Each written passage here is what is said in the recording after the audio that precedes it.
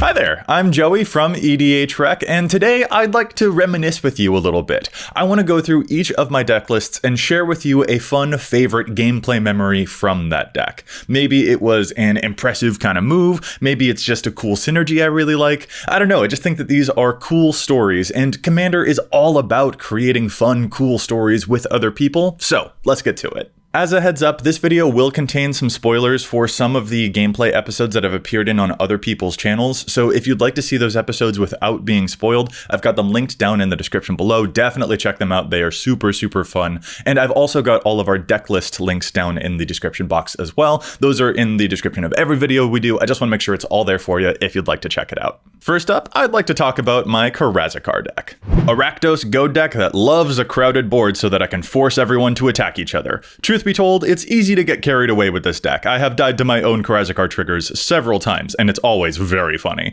But my favorite memory with this deck is one that occurred on Olivia Gobert-Hicks' stream in a game with Brian Kibler and Ben Brode. I actually have a little bit of footage for this one, although it was a phone recording, so I hope you don't mind the quality. But for context, on turn 4, Brian had Hellkite Coursered out an Dragon to free drop an old Gnawbone and then play a bazillion more dragons on like turn 5, and it was bonkers, and then, well, this happened. So I have 37 treasure tokens left. I'm done. I will draw 2 from Arcane Denial. Oh, yeah. I'm looking that up. All right. Okay. I just want everyone to know that I'm really glad that I kept this particular opening hand. I am going to Phyrexian Arena. I lose a life to draw an extra card. What are you going to go now, Joey? I'm going to play another snow-covered mountain. I'm going to pay 6. And Mr. Kibler. Yeah? I'm going to cast a mob rule to take control of your creatures and give them haste for the turn, please. Oh my god. Here you go. Well, hold on. I got to see if I draw anything off of... I really hope you don't, man. Let's go! Nope, I didn't. No! Here you go. Joey, go fight win! That's just got to be game, right? Like, Oh, yeah. Yeah, everyone else is definitely dead. This is 102 damage. That's so good. Congratulations, Joey. Thank you. Thank you for killing him with his own dragon. Joey! Joey, by the rules, you're a Hall of Famer now. You beat one. Yeah, that's how it works. Totally how it works. God. The fact that you just beat Kibler with his own dragon deck because of fucking mob rule. God bless. Here you go. This is yours now. It's my Hall of Fame ring. It's your Hall of Fame ring now. So there you go.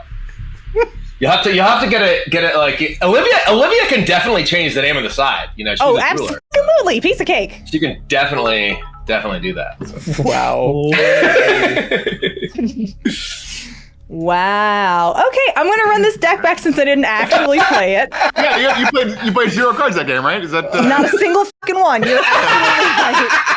My mob rule is now signed by Brian Kibler. I am never cutting this card from that deck because I will savor that memory forever. Sometimes the best answer against an enemy isn't to destroy them, it's to use their own momentum against them. This next one is pretty short, and it comes from my Virtus and Gorm deck. This deck is one of my babies, and the entire list is devoted to cutting life totals in half, any which way possible. It's very obnoxious, and my favorite win con in the deck is simply the card Skullstorm. But the real best memory with this deck was the time that years and years ago during a game with my family, a game which went very, very long, my mother had been stockpiling 4 counterspells to stop me from winning with my Skullstorm. 4.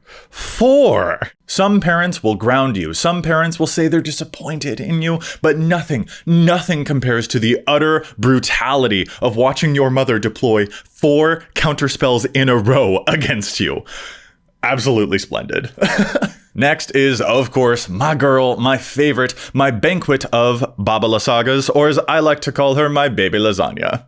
Honestly, my favorite thing to do in this deck is just to loop Mishra's Factory over and over, because animating it counts as an artifact, a creature, and a land. So I love just chomping it, then getting it back from the yard, untapping Baba Lasaga, chomping again, getting it back from the yard, untapping again. It's a very, very silly cycle. But truth be told, my favorite memory with this deck is the episode episode of Shuffle Up and Play where she got to shine. Like I said, there will be spoilers, but in that episode, I played a budget version of the deck, and frankly, I think I got to pull off some pretty cool moves there, especially at the very end, luring Tomer into a false sense of security, then blowing up his Chasm Skulker to be 100% sure that he had enough creatures to die to the life loss effect of my Deadly Tempest. Never trust Baba Lasaga's warm hospitality. As long as I'm talking about signature decks, I think next I gotta go with Sir Conrad the Grim. This deck is capable of some very silly moves. Honestly, if you saw our preview card video, I may repeat myself a bit here, but Conrad with Wake the Dead is always very, very enjoyable to me.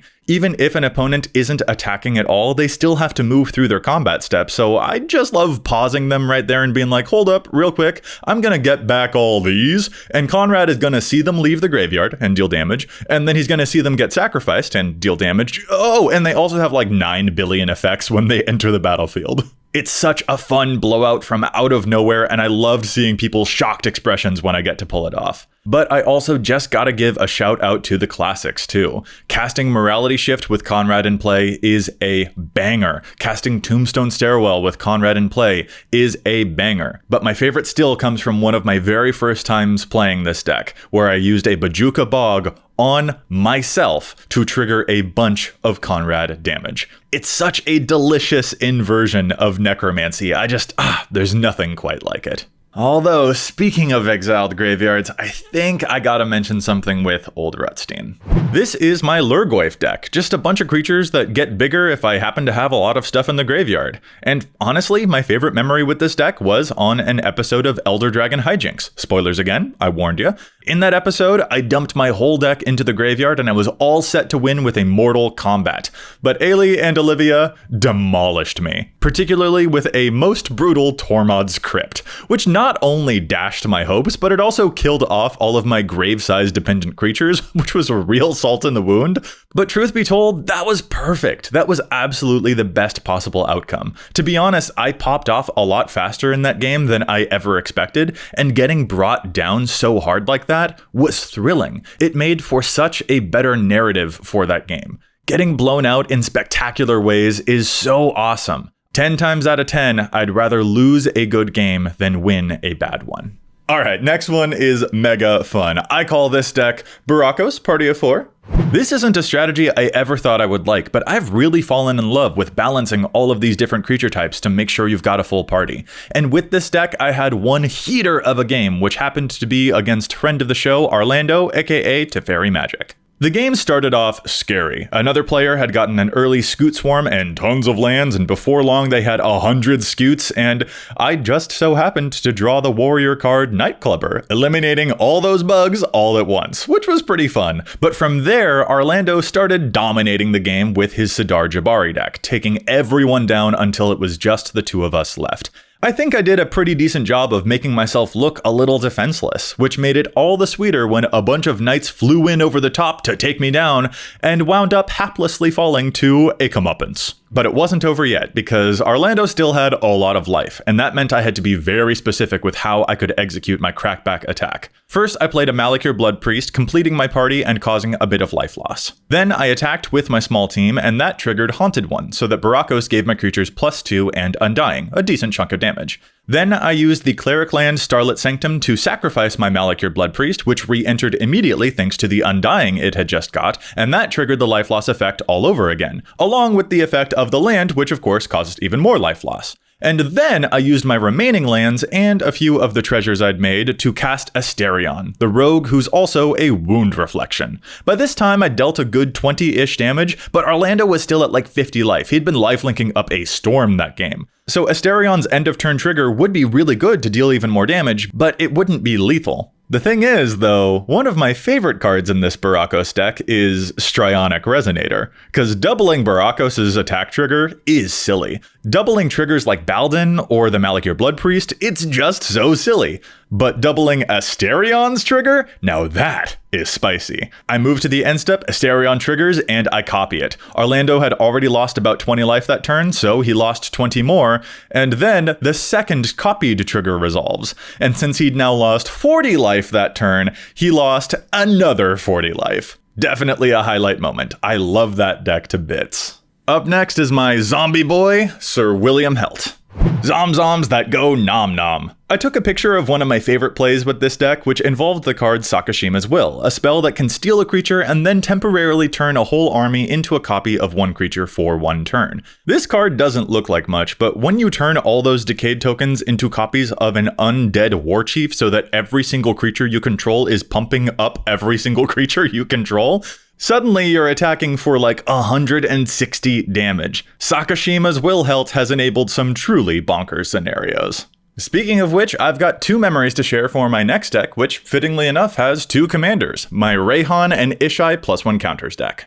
Like Will Helt, I have a copy card in this deck too, Mirror Weave. And man, using a Mirror Weave on a Colonian Hydra is just gnarly. Every creature on the board turns into a 0/0, so they die. Except for mine, because they have counters on them. And then, I go to attack, and each Hydra triggers to double the counters on each creature I control. Once, twice, thrice, it's mega lethal. But that's not actually my very favorite memory with this deck. My favorite is a memory that actually can't even happen anymore because it happened before the Commander Death rules change. And it was in a game at the very first Seattle Command Fest against one Mr. Sheldon Menery, who was playing his "You Did This to Yourself" deck. That deck is so sneaky, it spends the entire game with a deceptively empty board. Sheldon almost never deploys anything that you feel you need to spend a removal spell on, and he looks totally open to attack. Cause he's baiting you, just waiting for you to try coming his way and then using an Aikido-style spell like Deflecting Palm to twist your own creatures against you.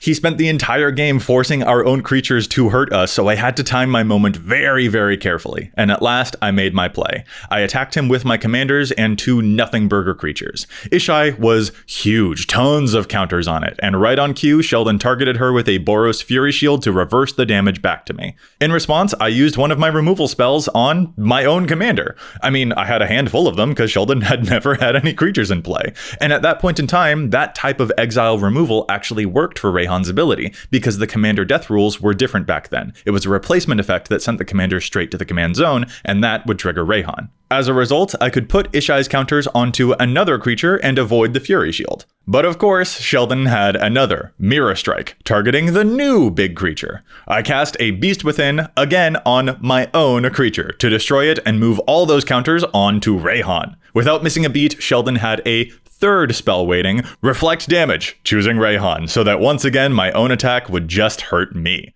This finally tapped him out of all his mana, and thankfully I had one more spell waiting. An exile spell targeting my own Rayhan, triggering her one last time to move all those counters onto that remaining attacking creature, who, at long last, was finally able to clock Sheldon like a timesheet.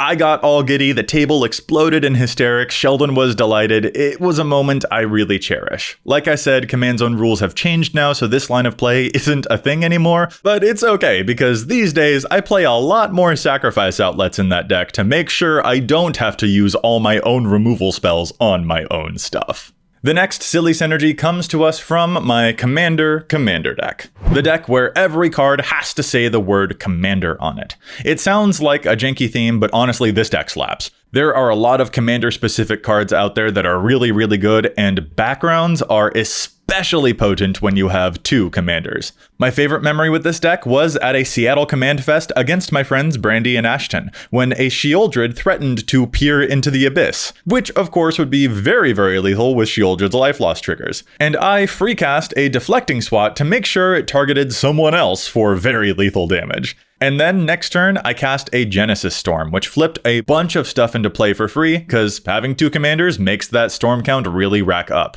And among them were 2 of my favorite backgrounds in the deck, Raised by Giants and Hardy Outlander. Now, both of my commanders were 10/10s. And here's the fun thing about Hardy Outlander.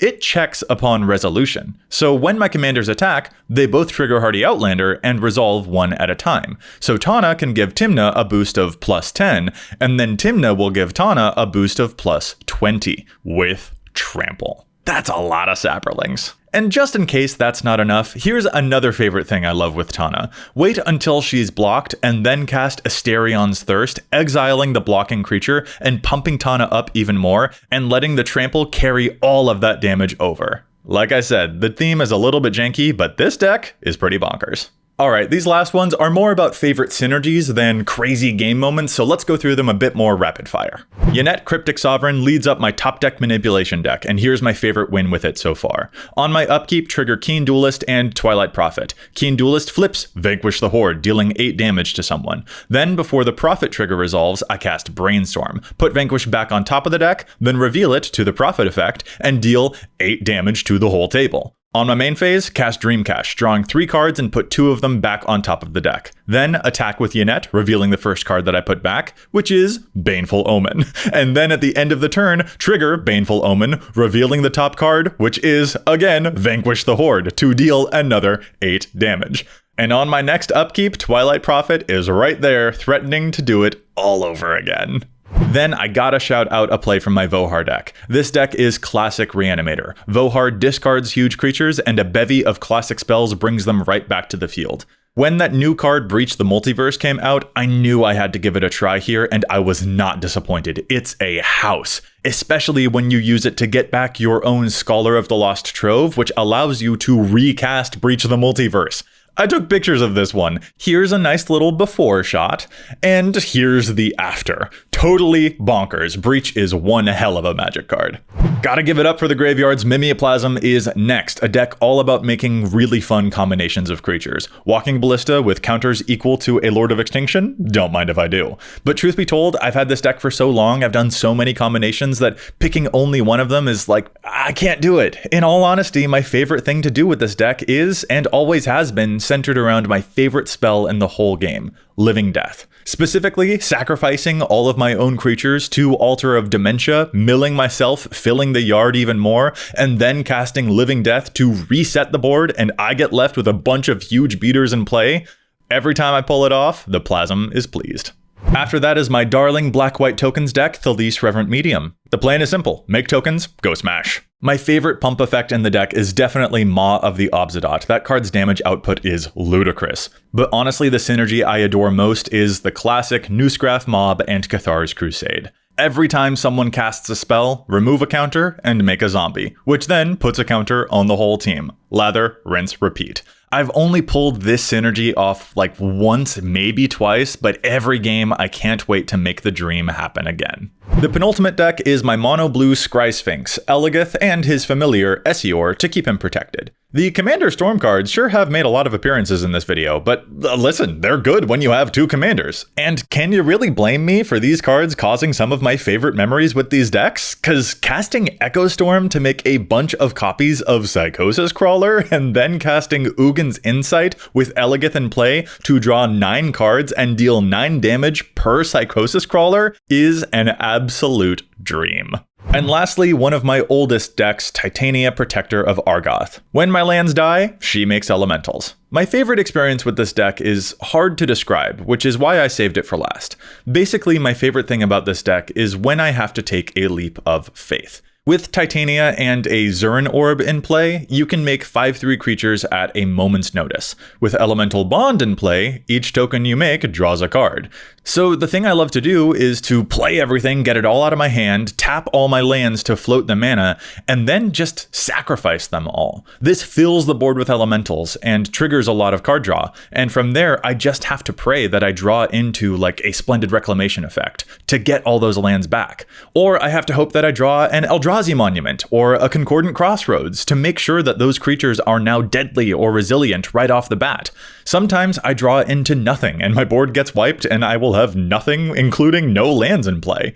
But sometimes this deck rewards you for taking that huge risk, and you'll draw into not just a Splendid Reclamation, but also that Lotus Cobra, and then you'll get all your lands back and therefore a ton of mana, and then you can cast like a Scapeshift and do it all over again, and you drew even more cards off of those, and you dug down to find that Haste Enabler, and then you can stomp the whole table, and sometimes this doesn't happen at all. But the times that it does, it just is really cool to have created those moments when you didn't know whether it was going to happen. My favorite plays with this deck are the ones that look broken, and rest assured, they are. But the only way they can happen is if you're willing to risk it all. And those are a few of my favorite things from my currently active decks. The roster of decks may change as time goes on, and when it does, I look forward to many more exciting plays and huge blowouts in the future. Commander is all about the stories we create with each other. So I hope you've enjoyed hearing some of mine. I hope you like, subscribe, but I also really hope that you leave some of your own favorite EDH memories down in the comments below to share with everyone else as well. And until next time, remember, EDH wreck your deck before you wreck your deck.